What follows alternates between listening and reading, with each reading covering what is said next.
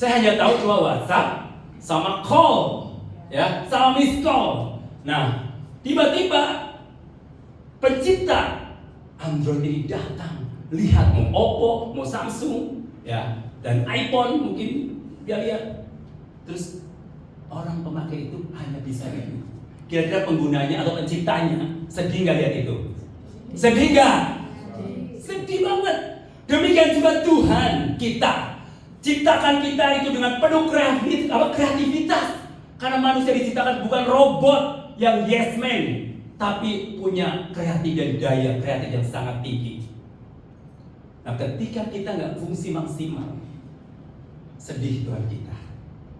Sedih Tuhan kita. Oh, exciting melihat kesaksian Pak Murianto. Wah, keren, luar biasa. Ketika saudara exciting, saudara harus terima apa yang menjadi rema, jangan hanya logos. Tahu logos? Logos itu hanya perkataan, hanya ilmu, hanya perkataan saja, perkataan firman. Dan jadi rema, enggak. Logos itu harus jadi rema. Dan rema itu adalah aplikasi dalam kehidupan kita, apa yang kita sudah terima dari logos itu.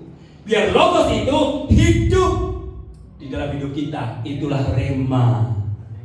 Jangan kita cuma lihat, karena firman Allah itu bukan sekedar sejarah seperti kemerdekaan Republik Indonesia. Tapi firman Allah itu bukan buku sejarah biasa.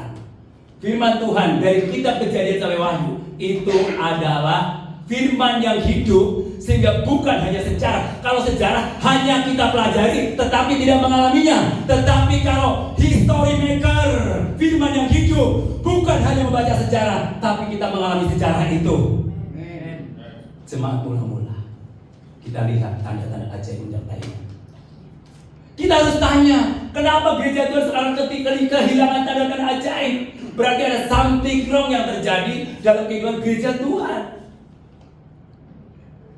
Ada something wrong yang terjadi. Kenapa? Ada sesuatu yang keliru. Mungkin karena gereja itu terlalu dalam comfort zone, nggak mau konflik, nggak mau menghadapi tantangan, saudara. Jadi comfort zone. Nah, hari ini saya mau bicara tentang apa? Tentang investasi gereja. Saya bingung apa sih yang diinvestasikan? Saya mau tanya, saudara semua punya aset gereja? Siapa yang sudah punya? Angkat tangan. Hah? Belum punya gereja? Gedung gereja? Siapa yang sudah punya gedung gereja? Berarti banyak, berarti PR nih ya, PR. Oke, investasi gereja. Saya bingung waktu, aduh apa sih investasi gereja? Ya kan mau ngajarin apa tentang investasi gereja? Saudaraku, apa sih investasi gereja? Investasi gereja itu, yang pertama kita harus ngerti apa arti investasi. Oke, klik.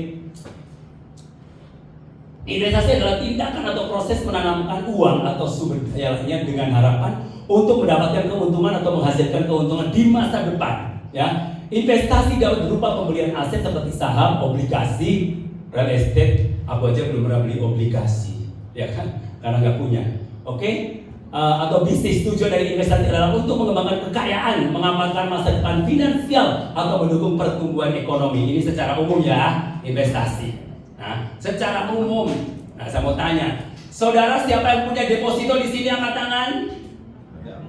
Nggak punya.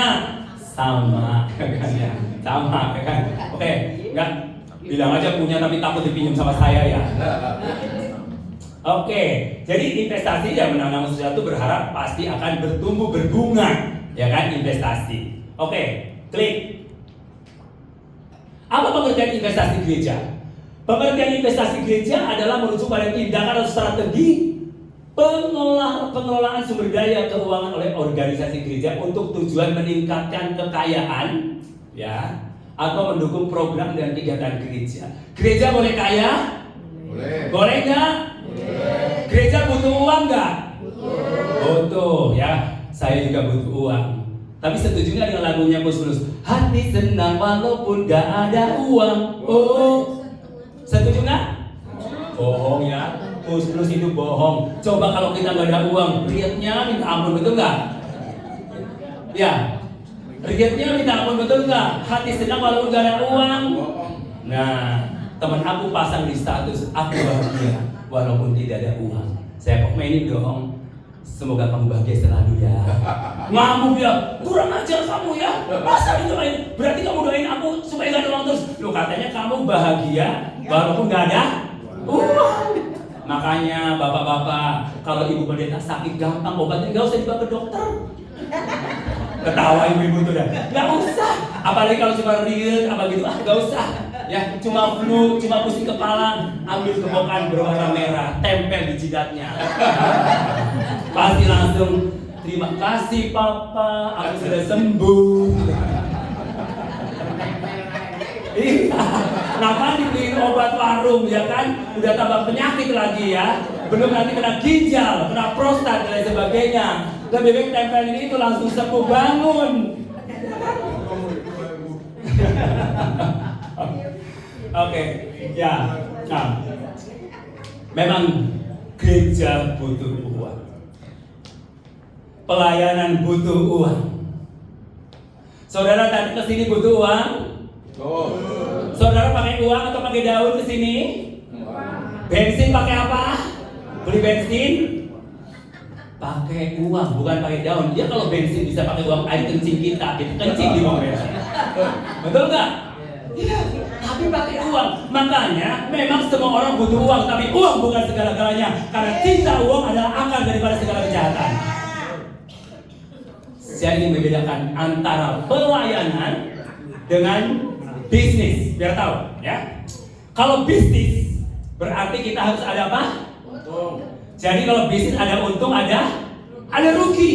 Ada untung, ada rugi. Siapa yang pernah bisnis angkat tangan?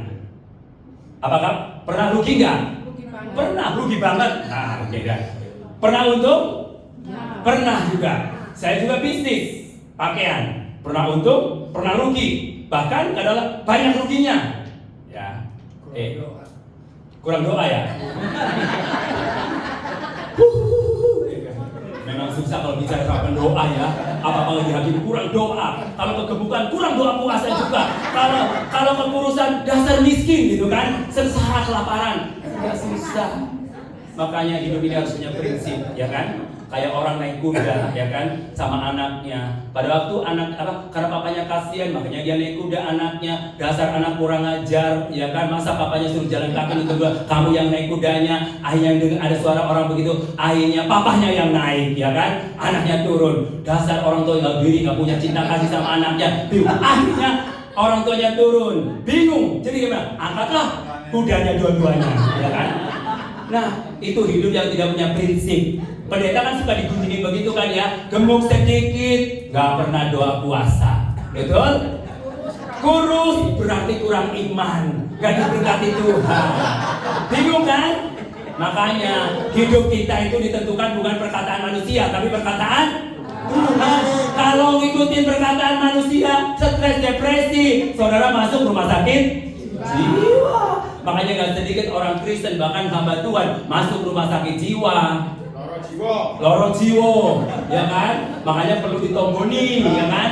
Biar sembuh, betul nggak? Nah, saudara saya bicara bisnis itu pasti harus ada untung, sama invest pasti, ya kan? Tapi sekali-kali ada ruginya juga, betul? Apakah ketika kita ada rugi kita mundur? Enggak. Terus maju karena kita ingin maju. Itu bisnis. Ketika bisnis harus ada prinsip ekonomi, mengeluarkan sedikit-sedikitnya, memperoleh sebanyak-banyak, itu prinsip ekonomi. Berbeda dengan biblical ekonomi. Ekonomi Alkitab, 5 ditambah 2 dibagi 5.000 sama dengan berapa? 12 bakul. Itu dimakan cuma laki-laki 5.000 laki-laki dan gak dihitung perempuannya sama anak-anaknya. Saya mau tanya, kenapa waktu itu bisa sisa 12 bakul ya? Oh, katanya karena nggak ada orang Manado sama orang Batak.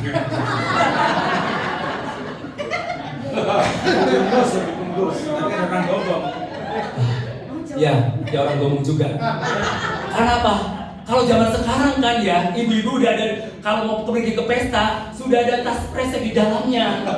Siapa tahu Babung, siapa tuh lebih Babung Gusjo. Ini bukan jemaat di sini, bukan pendeta di sini nggak ada. Memang nggak ada. Kan saya nggak bicara orang-orang sini, nggak ada. Itu mah yang di tempat saya. Gitu aja kok tersinggung, berarti belum lulus karakternya. Ya, saya mau bilang, saudaraku bahwa ya 5 ditambah 2 dibagi 5.000 sama dengan 12 bakul. Coba hitung menurut ilmu matematika. Hasilnya berapa? Ada yang bisa? Pusing 7 keliling. Itu matematika dengan Yesus. Ya, 0,0000. Nah, itu bicara biblical ekonomi. Ya, kalau biblical ekonomi mengeluarkan sebanyak-banyaknya tidak akan berkekurangan. Amin. Amsal 11 ayat 24 sampai 25. Makanya matematikanya Tuhan Yesus nilainya D, nggak lulus dia. Nggak lulus. Karena nggak normal. Iya kan? Kemarin saya bilang sama Murianto waktu bilang orang Kristen itu nggak normal. Memang nggak normal orang Kristen. Saudara dan saya itu nggak normal semuanya. Kenapa? Masa ditambah pipi kiri berikan? Masa ada madu yang selingkuh dengan suami kita atau istri kita doakan berkati? Bisa nggak? Bisa nggak? Bisa. Oh 100 ya untuk ibu. Awas ya terjadi betulan. Harus bisa. Oh bisa ya. Oh haleluya. Beri kemuliaan bagi Tuhan Yesus Kristus. Berarti sudah lulus ya kan? Amin. Pada pengampunan itu grace anugerah. Nah bayangin Tuhan Yesus, saudara yang bersalah, saya yang bersalah, tapi Yesus mau lakukan semuanya itu demi menanggung kesalahan saudara dan saya. Kenapa saya bilang kekristenan nggak normal? Ya nggak normal. Masa cuma percaya Yesus, terima Yesus masuk surga? Betul nggak? Itu yang disebut dengan anugerah. Amin. Dan nggak semua orang terima anugerah. Siapa suruh mereka nggak mau anugerah? Enak tuh jadi orang Kristen, ya kan? Sudah matinya masuk surga, di dunia boleh makan babi, makan RW, kalau di Manado makan tikus, ya kan? Makan kelelawar, makan patola, ular. Makanya saudaraku, kenapa waktu itu Adam dan Hawa jatuh ke dalam dosa? Karena bukan orang Manado Adam dan Hawanya. Coba kalau orang Manado lihat patola, dia langsung ambil sikap dan dia panggang.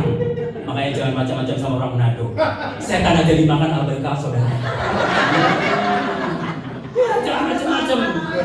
Kalau orang Jawa nabrak ular, darah Yesus lompat ya kan. Kalau orang Manado mobilnya berapa? Haleluya. Itu bedanya. Makanya di Manado itu ada prinsip begini, semua binatang berkaki 4 aku makan kecuali kursi kaki meja. Itu pun karena keras. Kalau di Batak, semua binatang merayap aku makan kecuali kereta api. Itu pun karena keras, gitu kan. Nah itu saya mau katakan bahwa matematika itu nggak masuk logika, nggak normal. Makanya tadi nilainya D ya. Tapi olahraganya A+. Disuruh olahraga renang, jalan di atas air.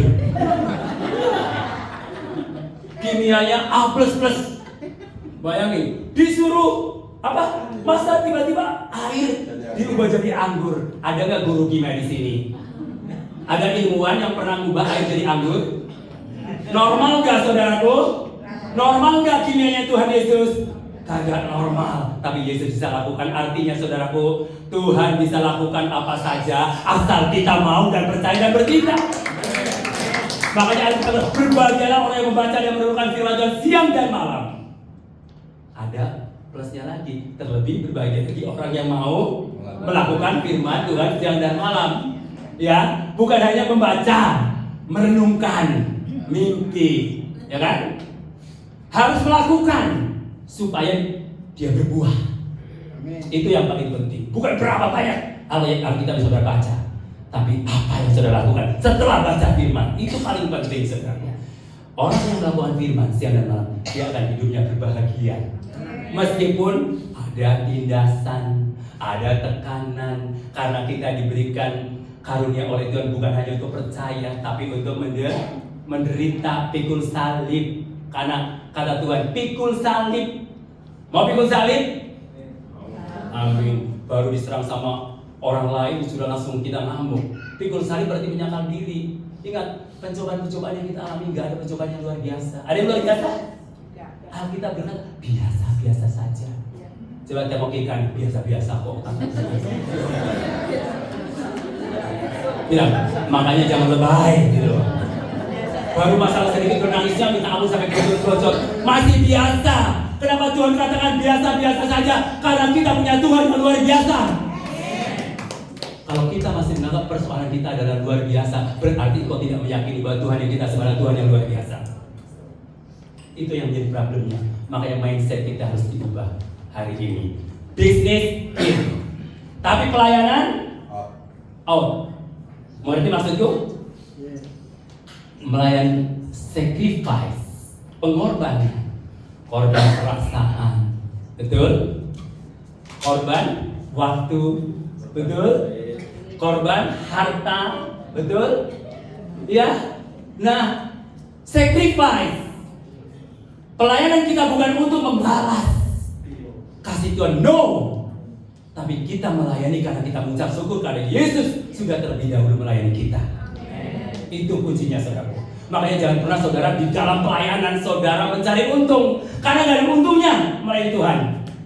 Coba saudara buang waktu sekarang berapa jam nih ke sini? Dibayar berapa misalnya?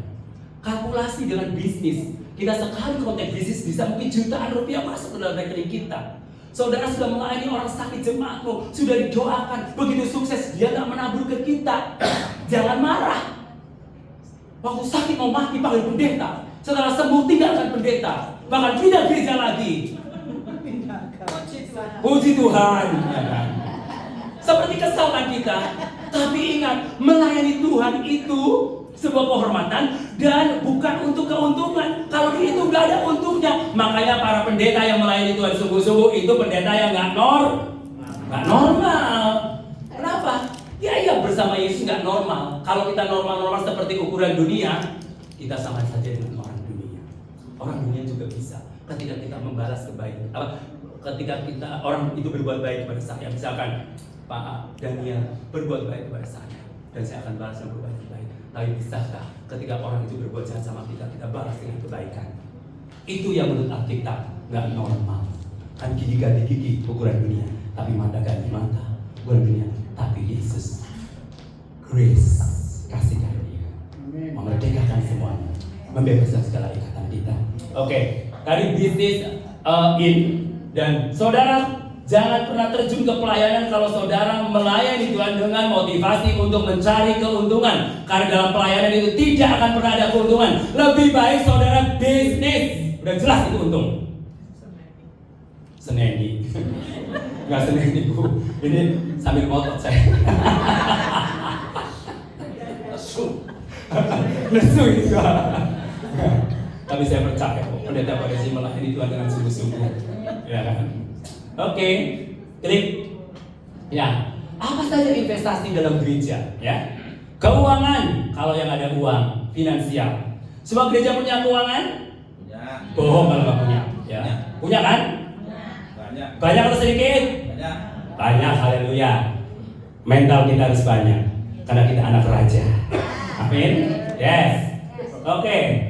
Investasi dana gereja dalam bentuk saham, obligasi atau reksadana untuk menghasilkan pendapatan. Udahlah yang ini nggak masuk lah, reksadana segala macam ya kan pusing. Simpel aja gini, punya kas gereja ya kan. Kalau yang tinggal di desa bagaimana caranya memultiplikasikan uang kita sehingga berkembang? Bisa beli kambing ya kan. Iya, kasih pitik, kata dia ada pitik. Terus tiba-tiba, nah ingat loh, pada waktu kita berinvestasikan kepada jemaat, pelayanan atau bisnis, bingung kan? Nah, ingat, itu bisnis. Karena mengharapkan apa? Masa saudara nanam, nih saya kasih uang 100.000, nanti baliknya 50.000 ya. Enak banget, saya pikir jadi jemaatnya pada Daniel, ya kan? Pasti nanam 100.000 kembali lebih daripada itu. Itu bisnis. Business is business, pelayanan is pelayanan. Ketika jemaat kita ditanam investasi kepada jemaat, terus gak beres jemaatnya, harus ditegur. Jangan ini, oh karena kasih. Kasih itu memang menutupi segala dosa, tapi kasih itu mendidik.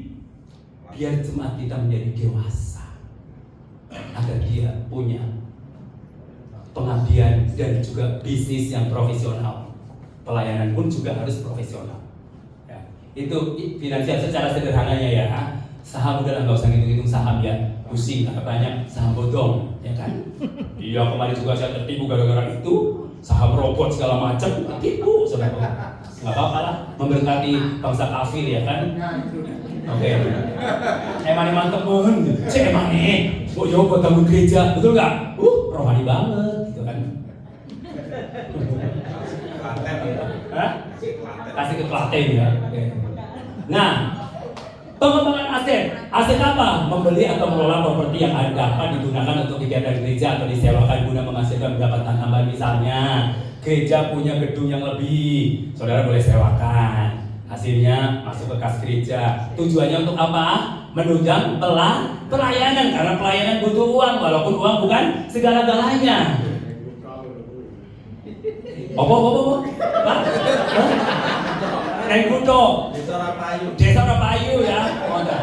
Iya nih, iya lah ya.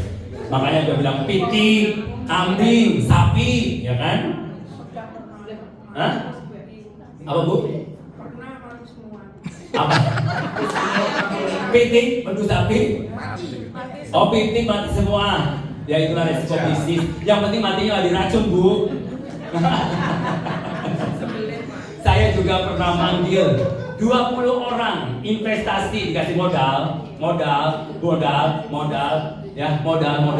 Waktu datang penerimaan modal semua hadir. Begitu pertemuan setelah evaluasi, setelah dapat modal, kagak nongol.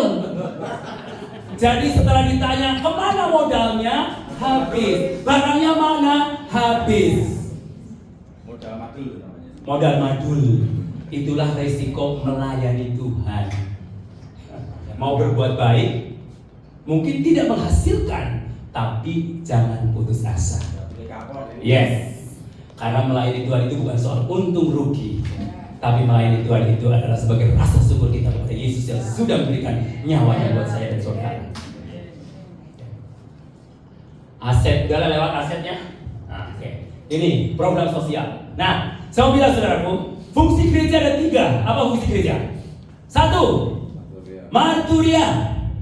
Apa marturia? Bersaksi, menginjil. Itu fungsi gereja. Saya mau tanya nih, seberapa banyak pendeta yang sudah melatih penginjilan ke jemaat-jemaatnya yang dilayani? Ada? Hah? Ada, puji Tuhan kalau ada. Saya kemarin ibadah di satu gereja bulan misi. Ditanya, ada cerita dari Roma 10.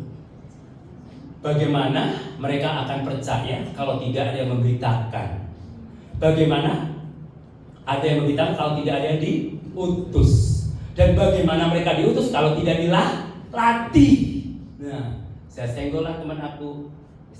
Kamu pernah dilatih sama gereja belum menginjil, udah tahu belum?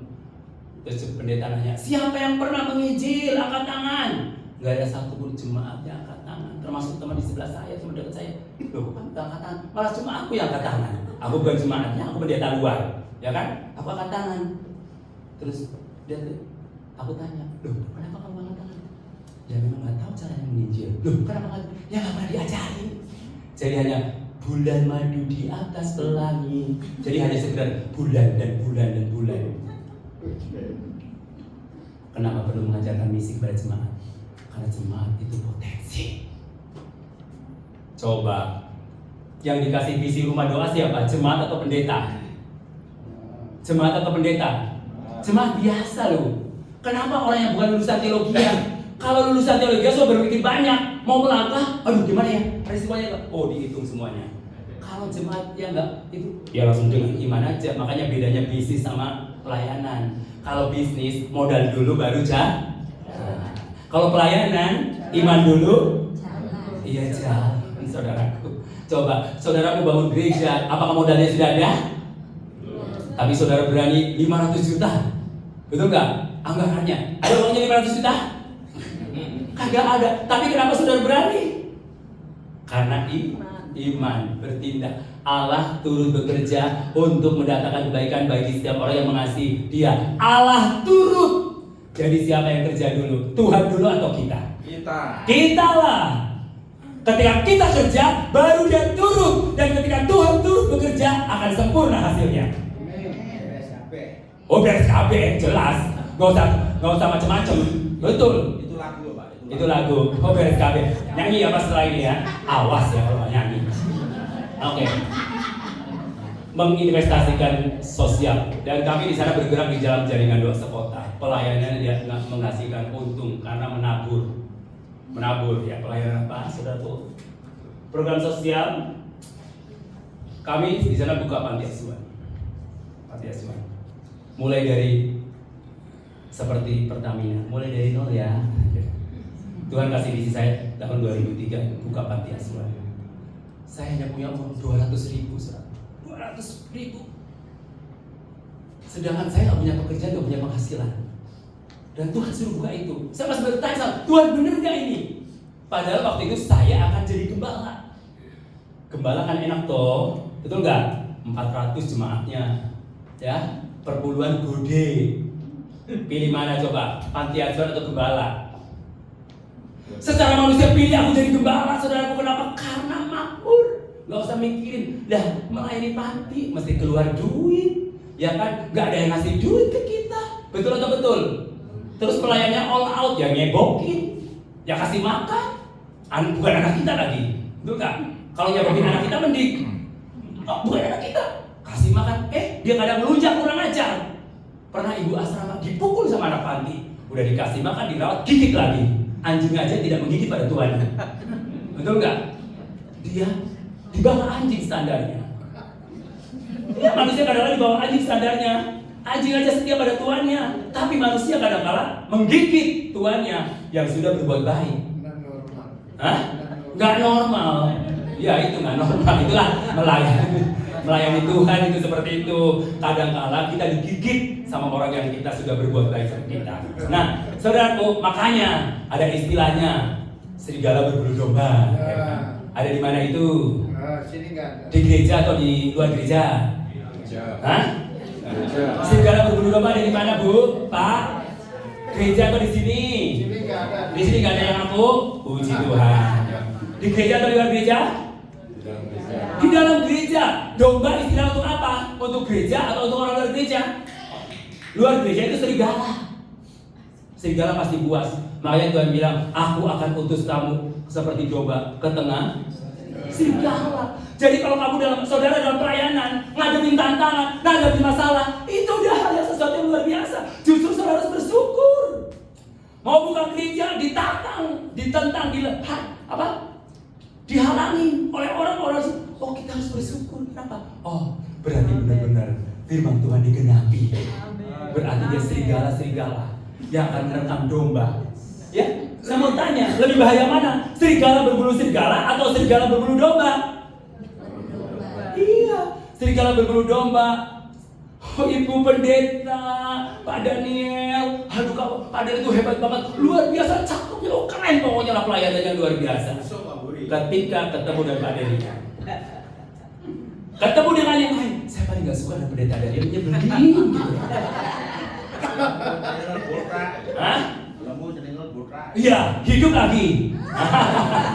Nah, saya bilang begini saudaraku, di depan A, di luar B, itulah serigala berbulu domba. Jadi lebih bahaya mana? Serigala berbulu domba menusuknya dari mana?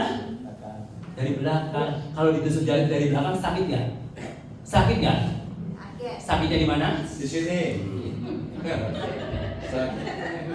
Tapi itu sering terjadi dalam gereja Tuhan. Kalau melayani, saudara bilang, thank you Lord, ada serigala berbulu domba. Dan saya akan ubahkan serigala berbulu domba menjadi domba berbulu domba.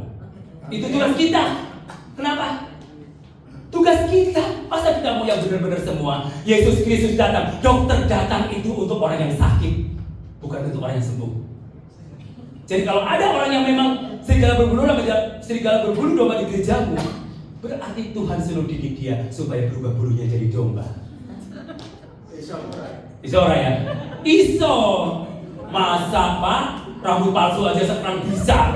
Masa saudara kalah dengan ilmunya orang-orang Cina, ya kan? Bikin rambut palsu. Orang Cina aja bisa bikin boneka yang hampir seperti hidup, robot bisa. Apalagi Tuhan hanya mengubah bulu serigala jadi domba. Terlalu kecil.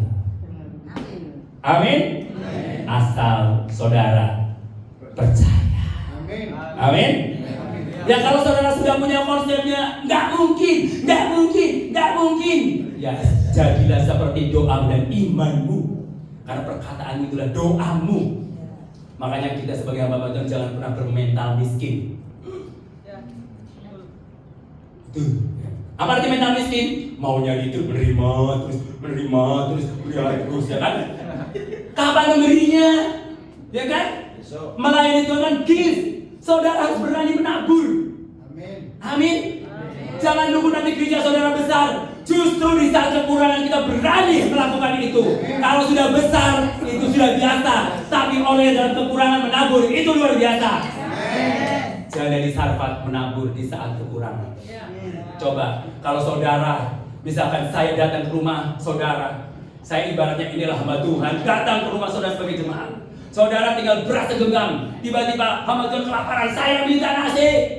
Terus ibu bilang, jangan, ini nasi buat anak saya dan cucu saya dan suami saya. Pergi. Kira-kira dikasih enggak? Saudara, kalau tinggal segenggam untuk keluarganya sendiri, kira-kira dikasih enggak untuk hamba Tuhan yang datang minta makan seperti saudara? Enggak. Normalnya enggak. Normalnya enggak. Ya. Sebenarnya jadi Sarfat juga enggak rela. Berkali-kali Elia maksa. Tapi dia berikan seperti seorang wanita rasa sakit waktu melahirkan. Bapak ketawa kan? Pernah lihat istrinya melahirkan kan sakitnya minta ampun. Nah itu memberi di dalam kekurangan itu seperti itu. Menghasilkan apa? Segala mumpung berlipat kali ganda dan minyaknya tidak pernah berhenti. Haleluya. Saya pernah lakukan itu di saat saya lagi dalam keadaan titik nol. Tahun 2003 saya berada di dalam titik nol, saudara. Tidak ada penghasilan aku. Dan saya melayani di panti asuhan. Uang 200.000 saya taruh buka buat panti asuhan. Saudara baru buka itu tiba-tiba kirim 30 anak, bayangin 30 anak. Saudara dari Kalimantan. Tahu sendiri kan bekas kerusuhan itu dari Kalimantan gimana? Bayangin saya makan Indomie tiba-tiba anaknya bilang, "Om, enak banget ini pakai hati manusia, Om," katanya. Karena kakaknya setiap hari bawa satu kepala di kamarnya. Jadi pada waktu pelayanan manifestasi kuasa kegelapan, aduh, bukan orang baik-baik semuanya. Tapi saya pertaruhkan itu, saudara. Pertaruhkan itu 6 tahun akhirnya. Saya tadi yang ngontrak selama 6 tahun. Dan saya hanya dapat tempat. Ada saldo 160 juta, saya belikan tempat harganya 260 juta. Dan waktu itu saudaraku, Tuhan apa? Bapak Haji bilang, kasih DP. Saya bilang, saya kasih DP asal izin semua tetangga udah tanda tangan tetangga. Karena susah saudaraku di sana mendirikan sesuatu yang berbau Kristiani. Kita harus berhikmat, tanda tangan dulu baru kasih DP. Betul nggak? Tanda tangan semua sampai kecamatan dan tanda saya kasih DP. Dikasih tempo 3 bulan. Saya bilang, dari mana ini kurang 100 juta? Teman-teman, udah kredit aja. Dia bilang, siapa yang mau nyicil? Gak punya usaha kita. Uang juga gak ada, gak ada pendapatan. Ya kan? Saudaraku, percaya sama Tuhan. Pasti nanti. Hamin 2 jatuh tempo. Saya ditelepon dari seorang Tuhan dari Jakarta. Orangnya usianya 70 tahun. Dia bilang, ini benar Pak Tiasuhan kali aku? Oh iya betul Pak. Bapak tahu nomor calon saya? Oh dari teman. Ya, dari teman. Dia bilang, beneran butuh tempat? Betul Pak. Hanya ada transfer berapa? 150 juta. Tahap pertama 100 juta. Tahap pembangunan 50 juta. Akhirnya saya bikin anggaran 1,2 miliar tahun 2008. Sampai saya diketawain sama teman-teman aja. Saya panggil developer, tolong dianggarkan ini semua 1,2 miliar. Diketawain, lo gila ya panti asuhan 1,2. Emang kayak hotel istana katanya. Saya punya prinsip ini untuk Tuhan. Mereka adalah butuh yang nyaman. Amin. Kan aku nggak mau kesana panti asuhan miskin, susah. Betul nggak? Kan kalau kita ikut panti asuhan berarti miskin kan? susah, gitu loh. Pasti minta-minta, gitu kan? Saudaraku, saya tidak pernah jalanin proposal. Kenapa? God provider, Allah menyediakan semua yang kuperlukan. Saya hanya taat dan bertindak sama Tuhan. Saya bilang sama Tuhan, saya siap, tapi Tuhan yang bertanggung jawab. Jadi saya nggak usah mikirin pengeluaran panti berapa setiap bulan. Tuhan sudah siapin semuanya. Kalau saudara pergi ke panti saya, kayak Indomaret, saudara. Iya, ini Pak Yeremia yang pernah pergi, saudara. Kayak Indomaret. Dari mana? Tuhan semua yang gerakin. Tuhan, kenapa? Karena kita mau bertindak. Coba kalau saya cuma mimpi doang, adakah? Sama dengan rumah doang ini. Coba kalau Pak Murianto roh hanya mimpi, angan-angan gak bertindak. Kira-kira ada nggak rumah doang di sini? Gak ada. Gak ada. Jadi ketika kita diberi visi, kita bertindak, iman melangkah dulu, baru Tuhan turut bekerja. Akhirnya selesai dalam 1 tahun panti asuhan itu, saudara. Sudah selesai, tiba-tiba berjalan, stop, nggak boleh. Sama Satpol PP, saya ditelepon. Saya bilang, stop, Pak Romel nggak boleh bangun lagi. Loh, kenapa? Ini alasan gue. Terus saya bilang, ya sudah, ambil aja 30 anak panti buat kamu, bawa, urus, rawat, sekolahin, beli pakaian kesehatan, makan setiap hari 3 kali. Oh, nanti saya pertimbangin dulu. Tutup cekrup. Dia telepon lagi 5 menit. Halo, Pak Romel, kami nggak sanggup, lanjutkan aja. Siapa takut kita? Betul nggak? Bersama Yesus, Allah kita besar. Masa cuma sanggup kita takut selama kita berjalan kebenaran. Investasi sosial. Out, no in. Tapi tidak pernah kekurangan karena Tuhan kita di atas segala-galanya. Haleluya. Sudah jalan, saudaraku. Sudah. Tiba-tiba dicongkel, diganggu ada pendatang baru yang sangat fanatik. Dicongkel, tabung gas hilang, kamera hilang. Aduh, buat doa susah. Akhirnya saya punya hikmah. Ada satu anak dikirim ke saya, orang Down syndrome, ditemukan di terminal. Waktu ditanya, kamu agamanya apa? Coba doa. Oh, berarti Katolik. Nah, satu-satunya panti asuhan Kristen kan saya. Akhirnya dikirimlah ke tempat saya, polisi kirim. Terus, aduh namanya siapa ya? Michelle. Michelle. Nah, ulang tahunnya kapan? Kita ngarang-ngarang aja gitu loh. Akhirnya saya bikin kue, ibadah. Izin ke RT, mau ibadah ulang tahun. Nah, beliin kue, ya kan?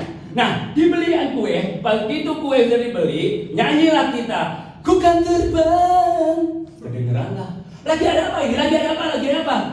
Ibu asrama telepon, ada RT, ada pendatang. Ada satu agak preman.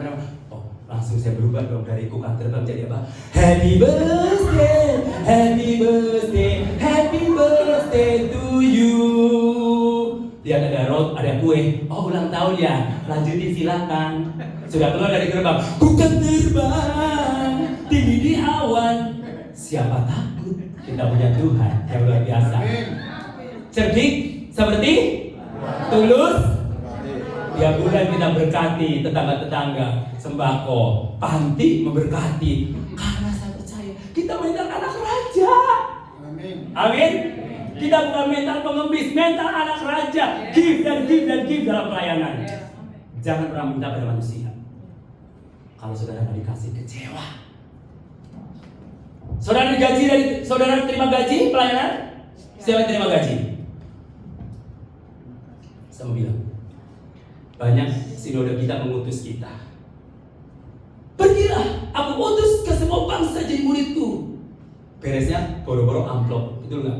Paling bilang, upahmu besar di surga ya. Betul nggak? Mau mati-mati hidup-hidup, ya kan? Betul. Kenapa? Ya itu melayani Tuhan, nggak normal. Orang kasih gaji, misalnya seperti itu kan? Itulah, tapi saudara bertahan sampai hari ini bisa nguliahin anak, ya? Bisa tinggal di tempat tinggal. Udah nggak jadi kontraktor lagi. Ada yang masih kontraktor? Tahu kontraktor? Kontrak. Masih berdoa. Karena rumah itu adalah kebutuhan, bukan keinginan. 3 kebutuhan: pokok, sandang, pangan, dan papan. Itu kebutuhan. Mobil kebutuhan atau keinginan? Keinginan. Kalau kita dapat mobil itu jangan belum punya rumah udah punya mobil, parkirnya di mana? Kebutuhan pokok dulu, baru nanti tambahan. Itu bonus dari Tuhan karena kalian supaya gak kepanasan. Dikasih mobil sama Tuhan, bonusnya. Oke, investasi sosial. Klik lagi. Ya. Oke, klik lagi. Ya, inilah pelayanan yang saya kerjakan di investasi sosial, seperti pelayanan rumah sakit. Kami ada tim di sana, semua anggota pendoa dari Senin sampai hari Minggu pelayanan rumah sakit. Dan kami, puji Tuhan, banyak jiwa-jiwa didapat di sana. Kemudian panti jompo, saya nggak melayani panti jompo, tapi saya bekerja sama panti jompo yang ada di sana. Terus panti asuhan, yaitu yang berdiri panti asuhan. Coba klik sebelumnya, Kak. Nah, itu adalah panti asuhan saya. Ya, ini kita pelayanan jalanan, terus pelayanan ke penjara juga. Ya, klik. Oke. Rumah singgah, dulu saya pernah buka rumah singgah, tapi diserang. Berbuat baik masih diserang, itulah nggak normal. Oke? Nah, pelayanan penjara, banyak orang Kristen gereja-gereja nggak mau ke sana karena satu nggak ada duitnya, dua keluar duitnya, ketiga setelah melayani di sana, orang yang disembuhkan apa bertobat dari penjara dia cari-cari kita. Jangan-jangan nanti dia nyuri lagi, itu kan ketakutan seperti itu. Tapi jangan takut. Karena dia ada jiwa. Terus pelayanan pemarjinan, pelayanan jalanan di jalan, bagi-bagi sembako, bagi-bagi makanan, pakaian, setiap hari Rabu kami lakukan. Saudaraku, saya mau closing sebelum Pak Edi mau cerita tentang praktek bagaimana sumber dana itu didapat. Nah, dia mau sharing. Nah, closingnya tentang pelayanan jalanan. Saudaraku, waktu saya di Malang, sudah lama ini saudara tim pelayanan jalanan nggak pernah transfer uang untuk dana pelayanan, tapi kami tetap jalan. Ya, dia pun nyumbang untuk pelayanan jalan digerakkan Tuhan, bukan karena diminta sama saya. Itu teman saya. Nah, waktu di Malang saya tiba-tiba di mobil, saya berdoa, tiba-tiba nangis, saya menyembah Tuhan yang lagu di titik terendah pun itu. Tiba-tiba saya dibawa ke satu rumah seperti rumah doa, yaitu di Ijen. Saya pikir itu ruangan bisnis, tempat bisnis kantor. Ternyata rumah doanya orang Katolik. Akhirnya saya masuk doa. Saya kalau doa kan teriak, tahu juga suara kayak geruduk ya kan? Langsung selama ku menyembahmu, langsung dideketin satu, baca keras-keras. Ini ruang adorasi, harus tenang. Ya udah, aku langsung mingkem. Tapi saudaraku, doa dalam hati dan keras-keras sama besar kuasanya juga. Jadi jangan suka menghakimi, oh dia doanya diem meneruai, berarti nggak ngeroh dia. Oh ini yang keras-keras, berarti dia ngeroh. Saudaraku, bukan soal ngeroh atau diem atau keras, tapi soal ketenangan dan sikap hati.